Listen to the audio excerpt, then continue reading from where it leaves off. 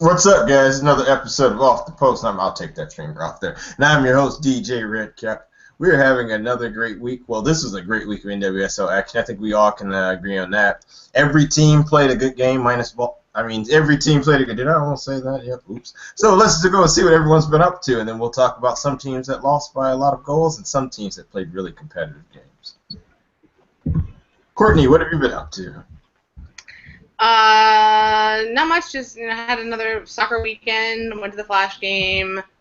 Did some adventuring around the Naval Yard in Buffalo, which was really cool. And then saw Finding Dory, which was adorable. So I just had a nice, chill, relaxing weekend. Watched a lot of soccer between NWSL Euros, Copa.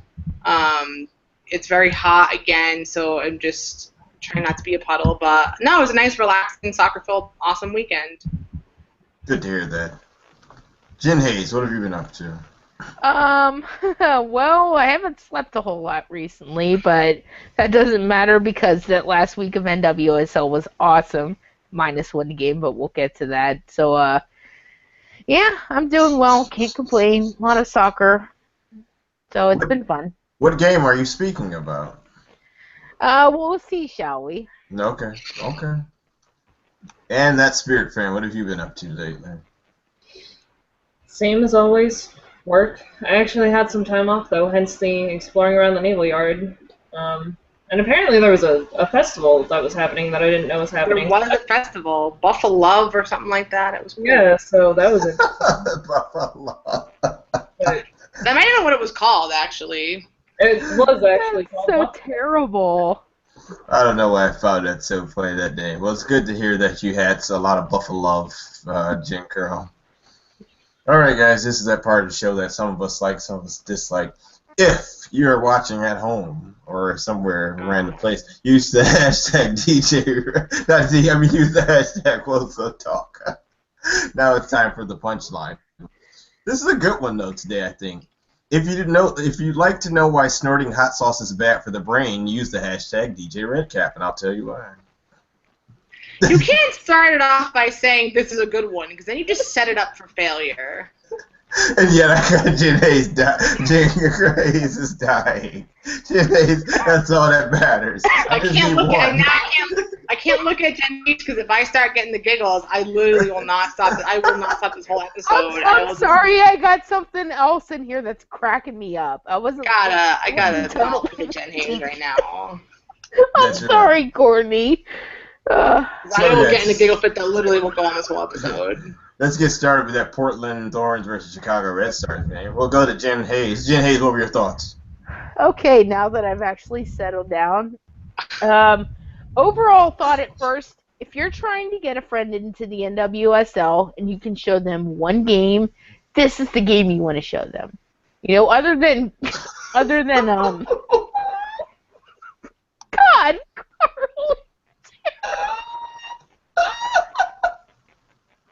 Remember that time, anyone who follows me on Twitter, remember that time I said that this week we were hoping to have less pointless, endless giggling, and then I said probably not? I did warn you all. I did say we would try, but here we are with the giggle fits in the middle of the show.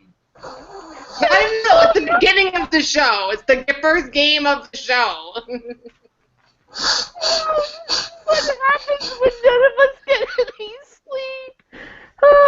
I'm crying. I'm right over here so I don't pass out. You carry on whenever you're ready. Go on, Jen. All right. Thoughts on the Portland Thorns game? All right.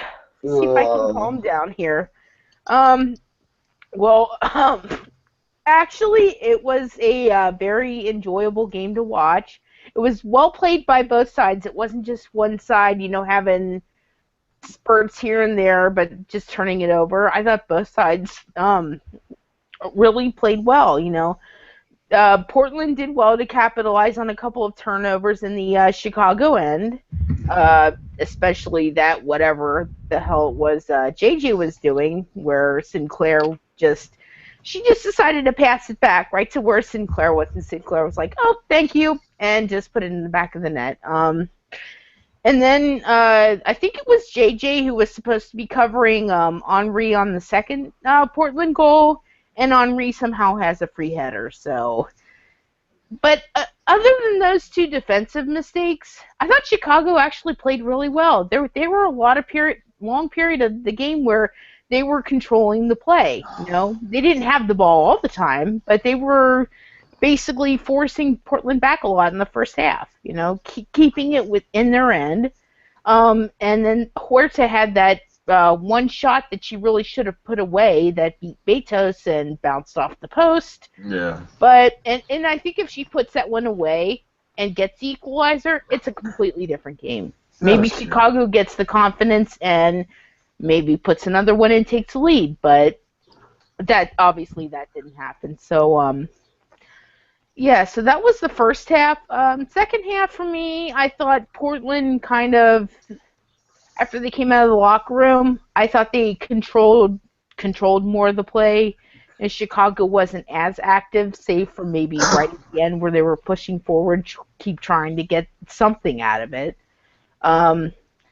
And it was the home debut of Henri, and I thought she played really well. She wasn't flashy.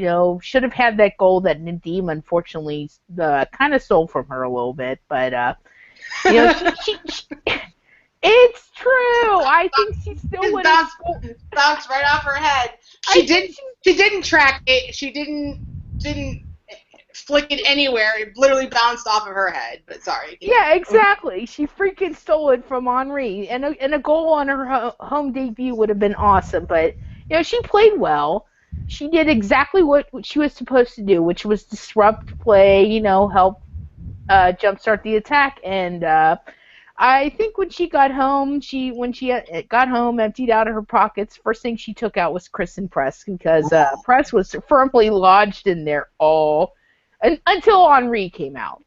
About the 70th minute, she was lodged in there that entire time. I don't think she got maybe one or two opportunities where she would have been dangerous on goal. So, and when Press is invisible and she's on the field, that's a problem for Chicago. So, I think they had some really good periods of possession. I thought, other than the two errors by JJ, they played really well defensively.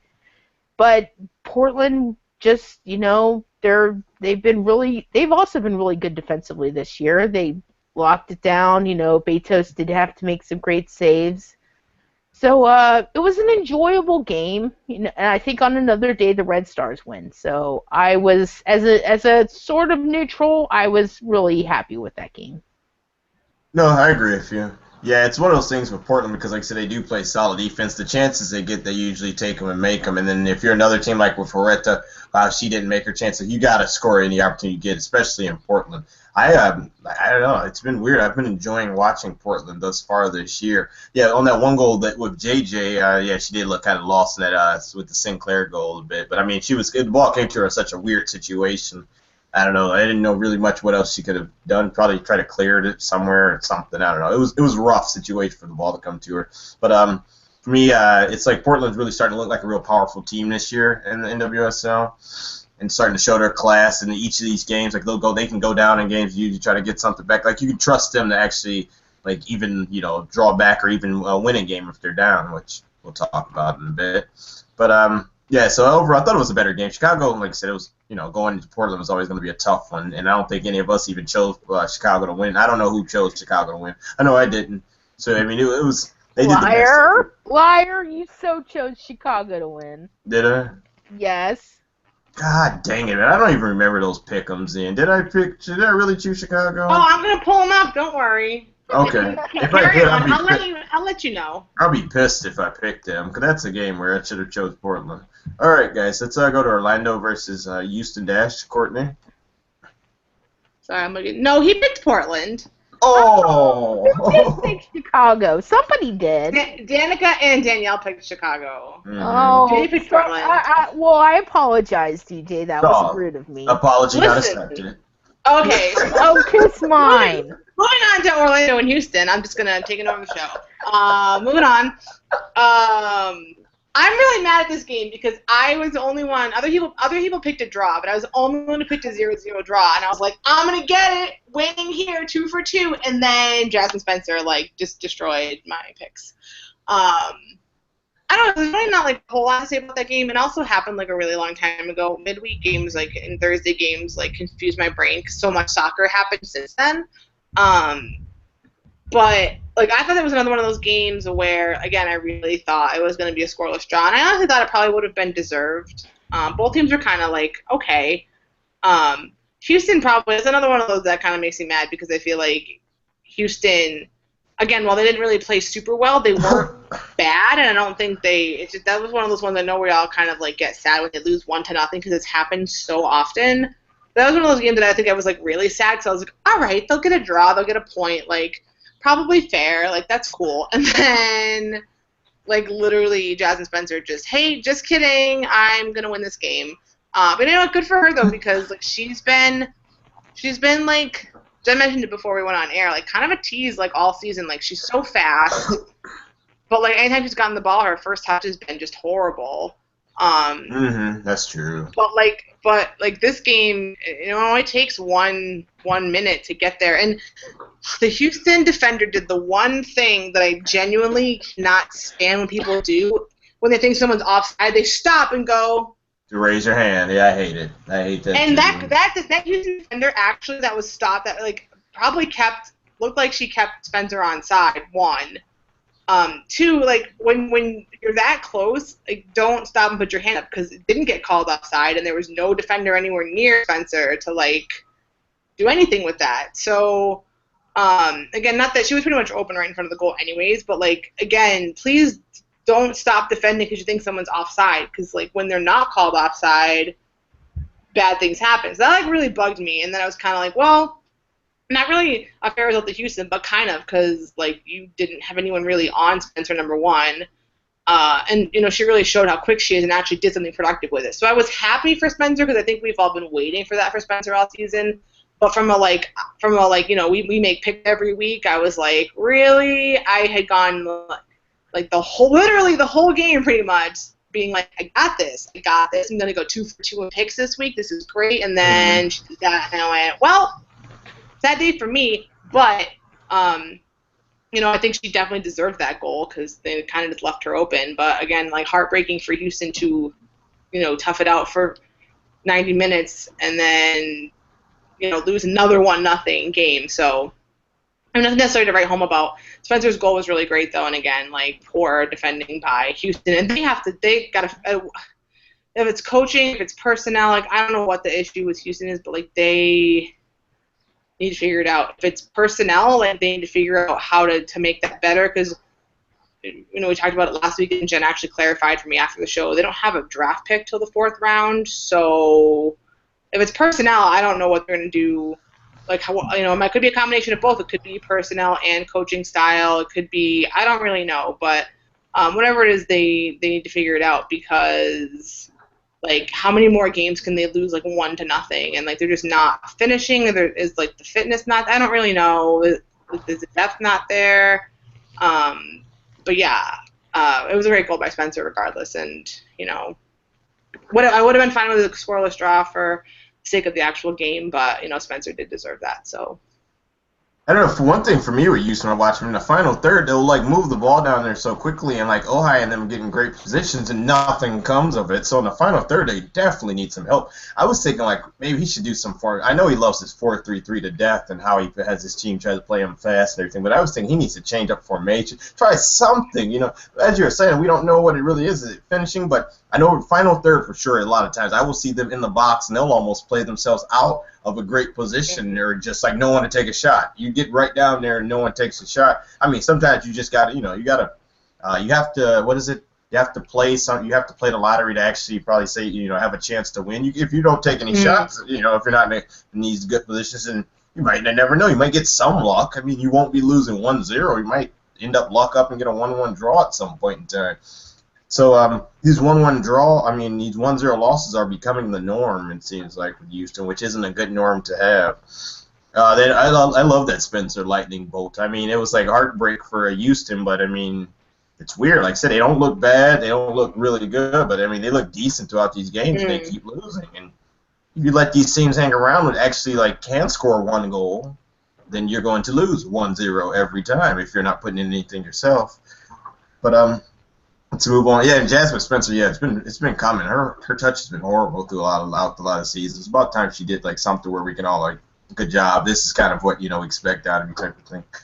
All right, Western New York Flash versus the Boston Breakers. I have nothing to say. Jan, do you? That Spirit fan? Go on. Yeah, it was a freaking cluster.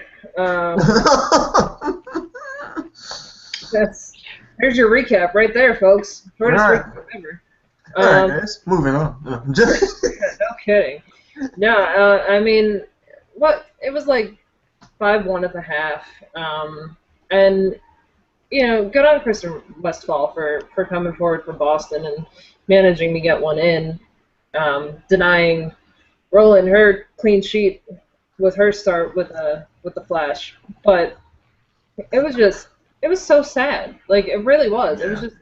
It was sad. We had Williams with a brace and McDonald with a hat trick, which was awesome. Good on them. And Courtney and I were talking about this the other day. Like, it doesn't take away from the fact that they scored a brace and a hat trick and that the scoreline was 7-1, but it was against Boston. And, like, you have to take into consideration the team that they were playing. They just haven't gotten it together all season, and it's another issue like Houston where you don't know where it's coming from. Is it the players? Is it, the coaching? Whatever. I don't think this was Beard's fault. I know he's been working with the team. He's been trying to improve on some things. I think it probably starts in the front office that snowballs, which is unfortunate, but that happens sometimes. We all know how I feel about Boston's front office anyway.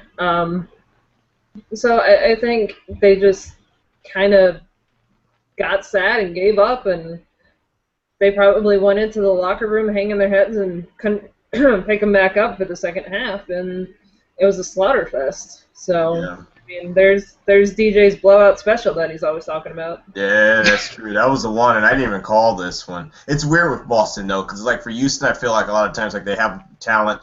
It's just not, like, maybe they need, like, different personnel on the sideline. But for Boston, it's, like, on the field, man, I just don't feel, like, anything about them. Like, I see them, and I'm like, they can go out and lose probably a ton of these games because I just don't like their personnel. Maybe, we got to give him time, though, well, if it's from the top up, it's going to be hard, but... I mean, they've been bad for a couple of seasons. At least Houston showed flashes from time, or in certain seasons where we were like, oh, okay, this could be a decent team. But Boston's been bad for a while now, so this is getting kind of out of hand. They do need some major changes. And I said they just brought in a new coach, but maybe it needs to be a little bit higher. But, I mean, there's not much to say. They got the brakes beat off of them. So, yeah, sorry. I mean, God, Boston, show some heart, I guess. I mean, there was one thing that kind of really stuck in my mind even through all that. It was the fifth goal, and it's more of along the lines of why Jill Ellis is such a freaking idiot, favoring Allie Long and Sam Mewis. If you watch the build-up, I mean, you see Sam Mewis get the ball from Zerboni, immediately look up, seeing Boston completely ignoring Doniak. And I don't even think Doniak was ready for it. I mean, you saw how quickly she had to adjust to get that ball. But that's just one of the plays this season that shows me that Sam Mewis is definitely more deserving of that spot over Allie Long. So that's just one thing I wanted to point out. No, I agree with you. I think she has a higher upside, and she's already improved a lot this year, and she'll only be better. Like, Allie Long is like capped out of what she's going to be, but Mewis right now, I still just feel like a better player than her. So, but that's a discussion for another time. We won't go into like one of your old OPs or that. Do your own thing. But let's go talking FC Kansas City versus Seattle Reign. Courtney. Man, this is another one of those games that like just bugged me because like. I don't know. I'm still not impressed with either team, like, at all. I'm just really not. Like, Kansas City has, like, they had so many opportunities, and their finishing is just horrible. Their finishing is horrible. Like, side netting. They had breakaway opportunities. They had really good balls played in. They had really good play and stuff like that, but then they just couldn't finish, and I'm just like, Kansas City, what are you doing? And they're terrible on corner kicks. Like, earn so many corner kicks, and they're awful. And then even Seattle, who with the players they have, everyone expects them to be so dominant and incredible. But those players, while they do well in certain aspects of the field, like Fishlock and Little and things like that, and they're missing kind of that spark that people expect from them on the Seattle. They expect that kind of punch and quickness and sneaky ball things going on and getting in there and putting the ball away, and it hasn't been happening, and it's also kind of concerning. And that game was just very weird. It's red card, I don't really think should have been a red card. She was trying to go for the ball, and there were some studs in the air, but I don't think that's actually what hit the Seattle player. Again, it was on the other side of the field, so watching the game was kind of hard to really tell what was going on. But I don't know. It seems a little bit harsh for a straight red there. It seems kind of brutal. But what they didn't see and no one saw, and I didn't see it on the stream, so I don't know if it actually was shown on the stream. I tried to find it later and couldn't. But that little incident with Matthias and Groom, where I've since then seen pictures and a clip of the incident, but kind of pushing Groom down on the ground, kind of pushing her face in the ground or something like that. Again, I couldn't find it on the replay and didn't actually see when it happened, but just had kind of caught the tail end of Groom looking noticeably upset after what I assume kind of was that event taking place, and then saw pictures later. Obviously no one saw it. The ref didn't see it, the commentators didn't see it because it wasn't mentioned at all, but like I said, I've seen pictures and kind of vines and stuff since then, and I think that's obviously, if you didn't see it, you can't really do anything about it, but, it happened, and that's really, I'm not going to go on a whole soapbox, but, that kind of behavior is, really terrible, especially from Matthias, who I haven't been super sold on. She hasn't been really useful this season for the Reign at all, in kind of any aspect of play, and then to be kind of doing things like that. Don't get me wrong, Shea Groom is kind of, very dramatic sometimes when she thinks she's been fouled or when she falls or stuff like that, but, no one... But even given that, no one deserves to be treated like that at all, especially during a professional soccer game. So I don't know if that's something that, if there's footage of it, the disciplinary committee will review it. I know that has happened before, where incidents have happened that weren't seen on the field. They've been able to review it. I don't know, again, if there's actual stream professional footage of it, or if someone has anything to show a committee, but. I guess we'll see what happens, but just the fact that we know what happens, we've heard about it from, social media people who were there and saw it happen, and it's just not cool. But overall, the game was kind of just meh. Both teams, Seattle didn't really have too many chances, and when they did, there was good goalkeeping from both. Barnhart made a lot of saves, and Solo actually, I say that a lot of it was Kansas City couldn't finish, but Solo actually did come out and made a lot of really great saves too, where she came off her line and had to do some tough decision making and really made all the right choices. So, but still not really sold on either team, and I don't know what's gonna happen moving forward. But it'll be interesting to see. There are some players coming in for Seattle, so we'll see if they give it a little bit of a pep in the lineup moving forward, because they both just seem real flat right now. I was just thinking that. Yeah, you're right, because both of these teams, when you were saying it, it's just I don't know, this game was built for a draw. I remember I was debating it last show, but it was built for a draw because both teams, just like I said, just no pep. There's no energy really. Yeah, Hale had some chances, but they can't finish. FC Kansas City, Seattle, they just look like they're lacking energy in a lot of games. They're losing at home sometimes now, so that already shows it's a totally different team how they look at times. Sometimes they'll come out and just look like they're once in every while they'll look like they're that same world beater team, and other times it's just flat, no energy. Passing around here and there, might get one or two shots, nothing special. Kim Little, you might see her do a little bit of something, but it's not the same as in years past. So it's just totally different teams. And yeah, I mean, really, this is what you should expect. Maybe Seattle will be different because they are bringing in some players, but from FC Kansas City, this is what they're going to be all year.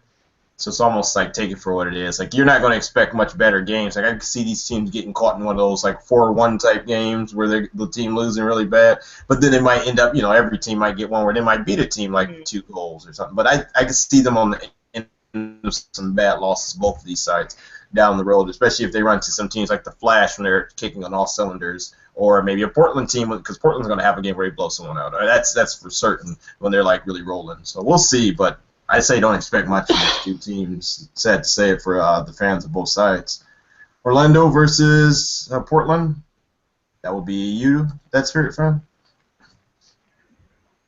Was it? Okay. I didn't know that was me, but sure, I'll talk about it. Bueller. Happy Monday, folks. Yeah. So Portland and Orlando. I was looking forward to this game because I had placed my bets on Portland to hand Orlando their first home loss of the season, and I'm glad they did.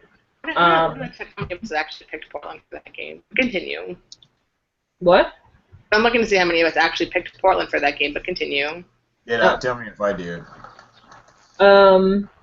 Yeah, I mean, if any team was going to walk into Orlando's house on that awful, terrible, disgusting turf and hand one to them, it was Portland.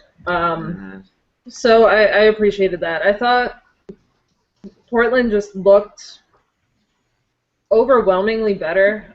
The exception maybe coming in a little bit in the midfield. We saw Nadia Nadim play midfield, and I don't know what it has been with her lately, but she is just so slow to me. And I don't know if that's just me looking at her or if everyone has noticed that she's just been running, bopping along down the field when the person that she's supposed to be, marking is a couple of yards in front of her already, and she's just, okay, let me take my time and get there. I keep saying that, another thing that I've noticed, I'm a Tobin Heath fan, so I notice socks. It happens. And Nadim's have been like mid-thigh. I don't know if she just can't bend her knees right because her socks are too high. So I'm pretty sure maybe that has something to do with their speed. I don't know. Moving along in the midfield, we have Allie Long, who, for me, really didn't do anything until the very end of the game. It was like the last couple of plays of the game that she, made her mark known on the field. And, it's, again, not to go into the whole Mewis versus Long ordeal, but I think it says a lot that Allie Long didn't pull anything out until we're looking at 85, 86, 87 minutes in. So, I mean, that, for me, that was the toughest part of this game to watch, was what was going on in that midfield. I also thought that Sink had an game for Sink, and I think part of that was just that she couldn't get up as high as she wanted, and I don't know if maybe that was her trying to compensate a little bit for what was going on in her midfield, because it was a hot mess back there.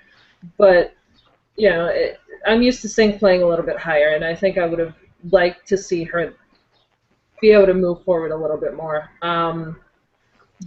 And, of course, I have to talk about Tobin. With that injury, I was actually a little hand. I was outside at the time of that incident because my puppies decided at that precise moment that they had to pee. So I had to watch it later, and it looked brutal. It really did. I wasn't entirely sure what happened at first. It looked like she favored her left hand a little bit and then fell a little bit hard on that. And then it looked like it got stepped on, which is not good. So we're all waiting on medical updates for that. Thankfully, it was just her hand, and I hate to say that, but she doesn't play goalkeeper. So, I mean, if it is a broken hand or something, it's not going to keep her from playing, which is nice.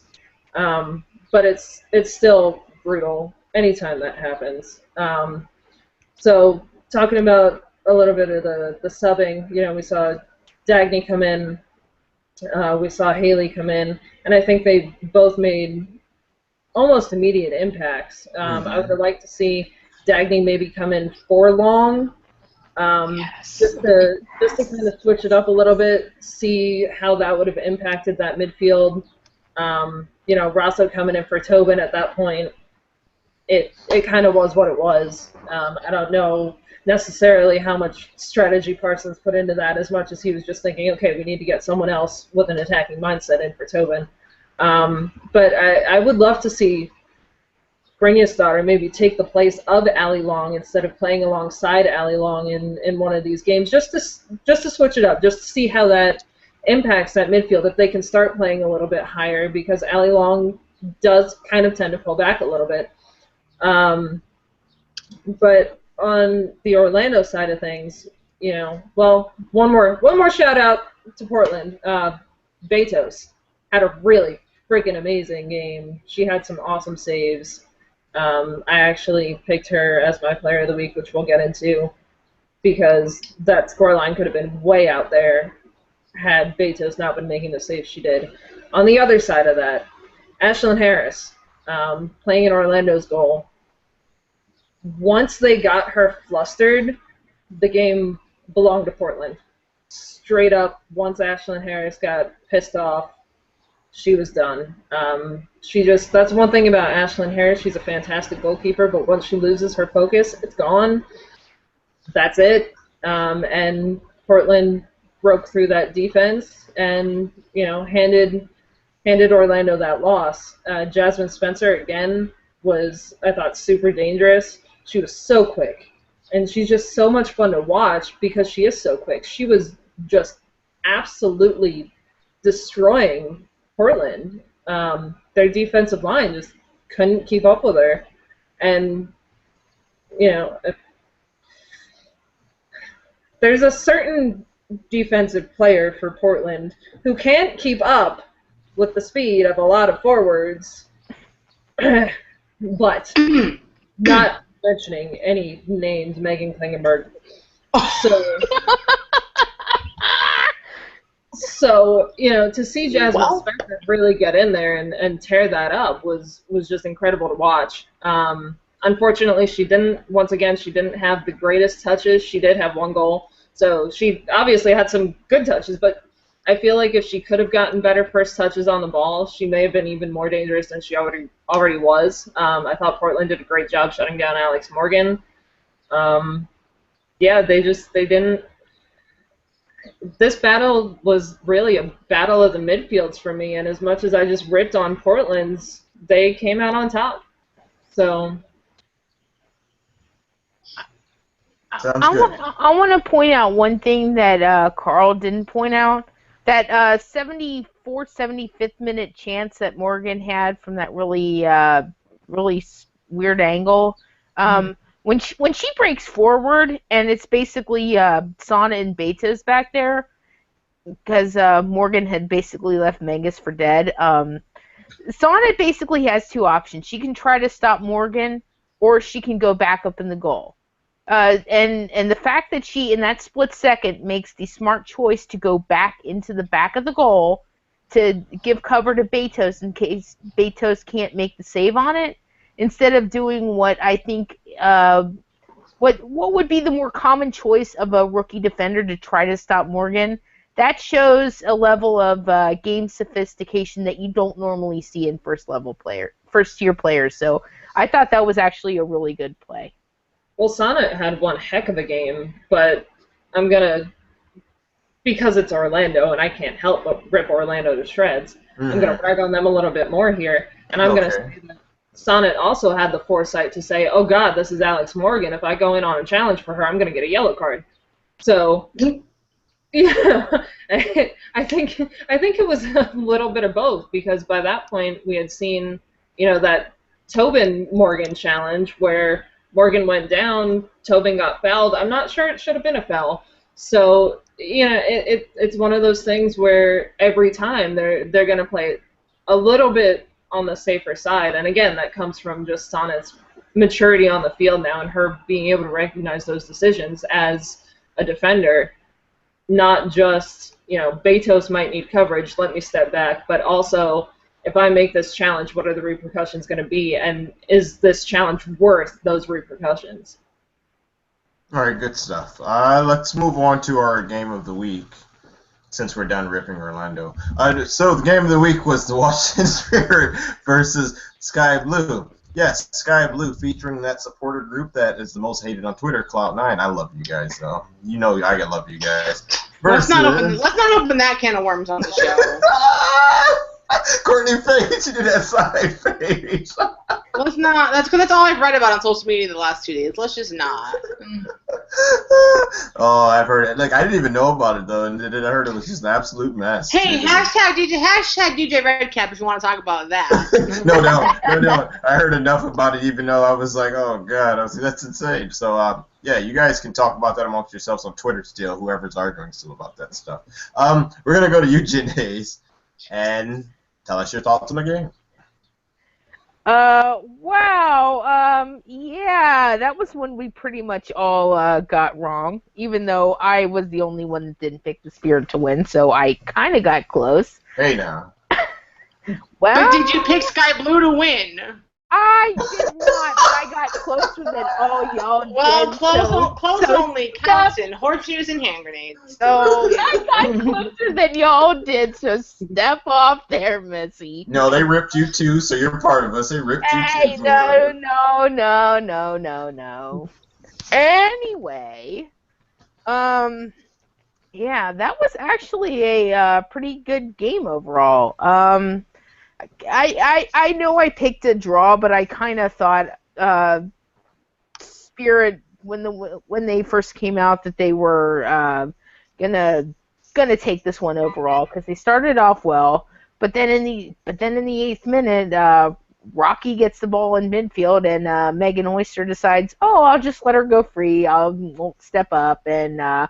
Boom! Next thing you know, it's in the back of the net, and the Spirit are down 1-0. So, but I think after that goal, the Spirit kind of woke up. It's like, oh wait, we're behind. This isn't supposed to happen, and they really did take it to Sky Blue. You know, Crystal Dunn had a number of really good moves.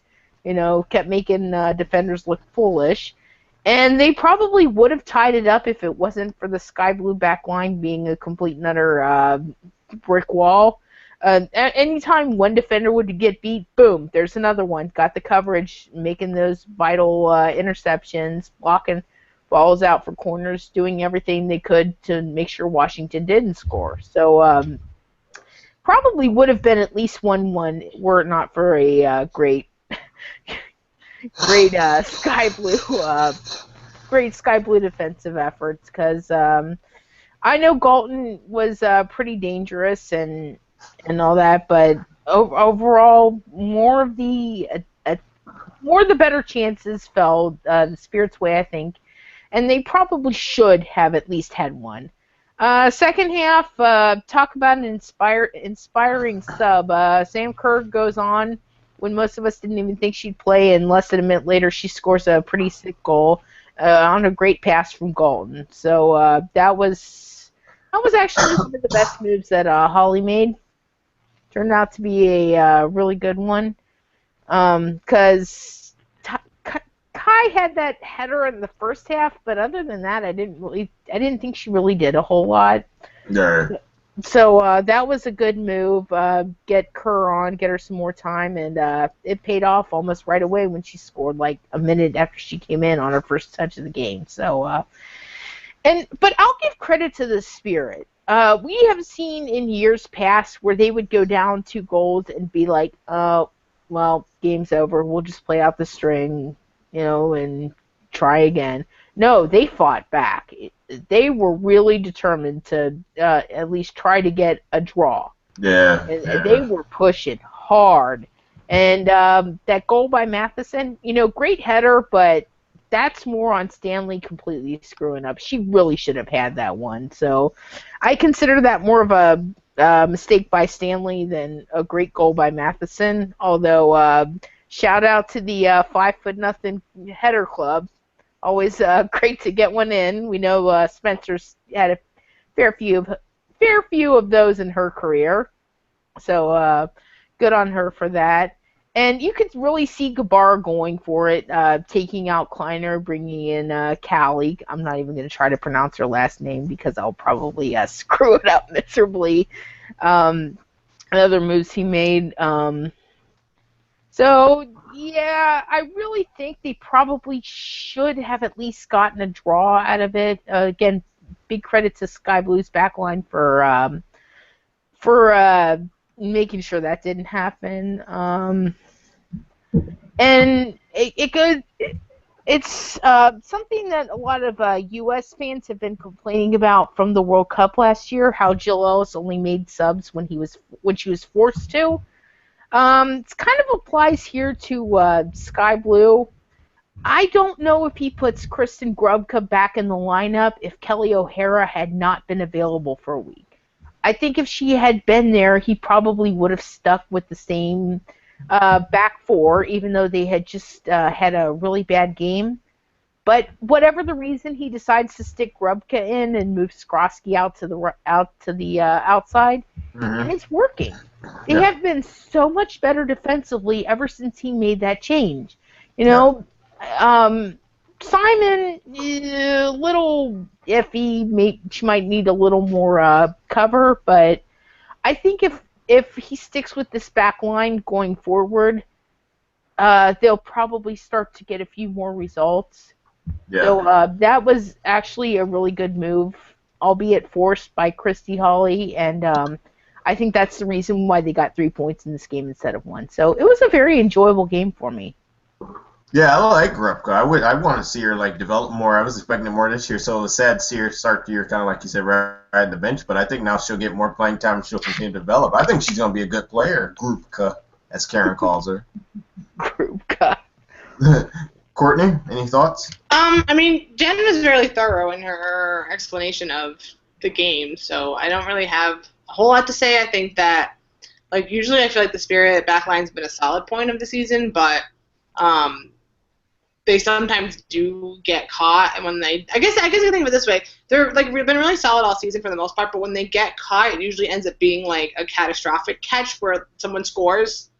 The couple of times it's not so much like, oh, they get caught on their heels and then are able to recover and it's fine. It usually kind of ends up like they get caught, they end up scoring a goal. So I mean, that's just kind of what it is. Like, I don't think the defense is terrible. Obviously, they've not been, but just kind of one of those things where, Sky Blue kind of knew what to do to, and or not only knew what to do, but, kind of knew what to do, but then also was able to execute, to kind of catch them napping a little bit. And it paid off for them, but I don't really have much else to say other than that. I feel like it probably should have been, Spirit probably should have scored another goal, but they didn't, so, it was a good win for Sky Blue. And that Spirit fan, are you angry about anything right now? No, Spirit deserved that loss. I'm angry about something, but not related to the actual game, more about that thing that we're not talking about. But, no, as far as the game itself, yeah, like, they did probably deserve that loss. Just a couple of quick thoughts. Christine Nairn, her free kicks lately have made me sad. Where did it go?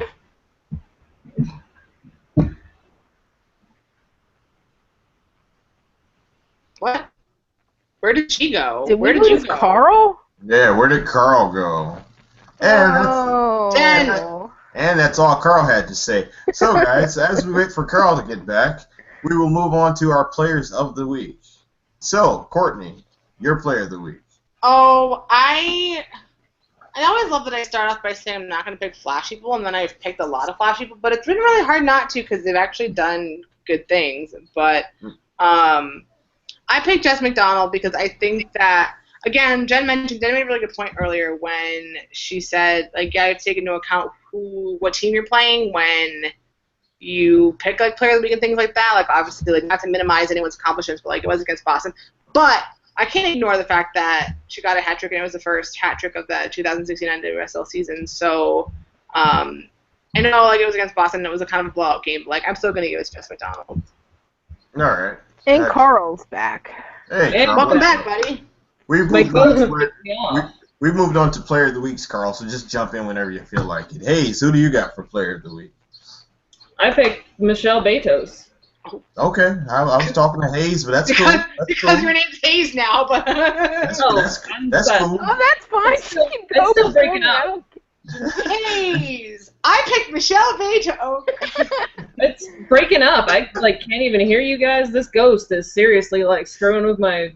Stop it. There's no ghost. You walked right past. Okay. You're gonna freak Courtney out. Quit. So Carl chose Betos, guys. Let's move on to Hayes and see who you pick. Who do you got, Hayes? Well, I was actually really tempted to go with Jess McDonald, and I also gave consideration to Jasmine Spencer. But in the end, I went with Lynn Williams. I mean, yeah, McDonald had the hat trick. Yeah, Spencer had a couple goals, but Lynn Williams also had a couple goals. She had an assist. And the work that she was doing off the ball, not just with the ball, but also off the ball, that sometimes the stream doesn't always pick up, but from what I can see, from what she does, it's probably the one reason why they have been so good on the attack against lesser teams like Boston and Sky Blue. Sorry, Cloud9, but still haven't gotten over that five goal pasting the Flash put on Sky Blue. So those types of things, and she was big time on those. That's why I picked her as Player of the Week. Oh, I got bad heartburn. Let me pick my Player of the Week. So I chose my Player of the Week because I like two of her goals. Jasmine Spencer. I love lightning bolt goals. Who doesn't? Those are always some of the most exciting goals. They're just rocket. So that's why I didn't play good the rest of the game. But I mean, those two goals were pretty cool, I thought. So I went with Spencer. I mean, I haven't went for an Orlando player either. I mean, but who would I have went with? So we'll go with Spencer. I was thinking Sam Kerr, but I don't want to always. I could choose Sky Blue players, even losses, just to be nice. But I'll go with Jasmine Spencer. That'll be a nice change up for me. All right, guys, we're going to do our pick 'em. This is a fun part. I think some of us did pretty good last week, so you should definitely. I think it was 4 out of 6. I think I missed Houston and Orlando because that. I got 5 out of 6. And then I missed the Spirit. So I ideally probably should have got 5 out of 6. But 4 out of 6 is my best week I think I've ever had. So I'll take it. I got 5 out of 6. I probably did 4. I think I probably did 4 out of 6 or 5. I don't know which one. I think I probably did 4. I'm guessing. Just for the record, for when Jen steals all my picks, I'm typing them. I'm typing them down. I'm writing them in our little group chat as they're being said. So. All right, cool. Let's start with Western New York Flash versus Chicago Red Stars. I'm going with this is a tough game. Flash Nick at 2-1. Let's go with the Flash. Carl, who do you got? I'm always last. It's just how you line up on the screen too. Who do you got, Carl? I was thinking the same thing. 2-1 Flash. Yep. Who do you got, Hayes? I'm going. If this game were in Chicago, I'd go Chicago, but since Chicago usually sucks when they play in Rochester, I'm going with the Flash. I'll go 2-0 Flash. Courtney, who do you got? Also going to 1 Flash. Yeah, now watch the Flash lose. I'll be so mad. Yay. You know what? Someone said that last week against Boston. Someone said that about Boston, and then look what happened. So no, it's not gonna happen. Oh, that Boston Got one. it, I don't think I can ever say that about Boston again. I'll never say it. They're gonna watch Boston come and destroy the Flash. Really? Really? Yeah, I couldn't pick Boston. I remember saying that last week. Can't pick them. Want them win this week. Spirit versus FC Kansas City. Who do you got, Courtney? Oh, I went first this time. I'm gonna say 2-0 Spirit. Hayes. I'll go 1-0 Spirit only because home team has never lost in this series, and I don't see that continuing. So I'll go 1-0 Spirit. That's Spirit fan. Pending the Spirit can come back from this, which I think they can because they're all pissed off now. I'm also going to go 1-0 Spirit. Yeah, I don't see them losing twice like this, and especially against a team that has trouble finishing, trouble scoring, trouble for a lot of little things. We're going to go with the Spirit, and I think it's going to be 2-0. They're going to come out firing the Spirit. They're not going to lose this one. Not back-to-backs. All right, let's go with Seattle Reign versus Boston. Seattle. Who do you got, Jadays? Oh, watch this be the week that Boston shuts us all up and actually gets a win. Not happening. Knowing the NWSL, it could happen. But in all seriousness,